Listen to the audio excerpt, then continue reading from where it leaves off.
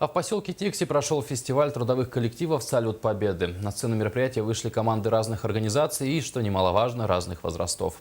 Ну а в зрительском зале побывала наш корреспондент Кюния Егорова. В Тикси стартовал фестиваль трудовых коллективов «Салют Победы».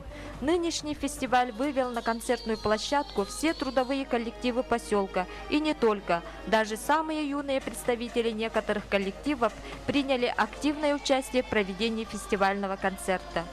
Фестиваль такого рода способствует выявлению творческой инициативы тех, кто занят не творческой деятельностью, а повседневной рутинной работой в офисах, на предприятиях, в образовательных и других бюджетных учреждениях, а также тех, кто несет военную и гражданскую службу. Ожидаем от этого фестиваля то, что все люди сплотятся, будут больше знать друг друга и увидят, кто на что способен. Не только в работе, но и в жизни повседневной, и в выступлениях.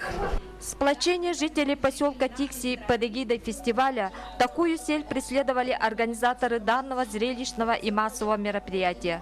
И, конечно же, эта цель будет достигнута, так как вдохновенные выступления всех участников фестиваля сопровождаются теплыми аплодисментами зрителей.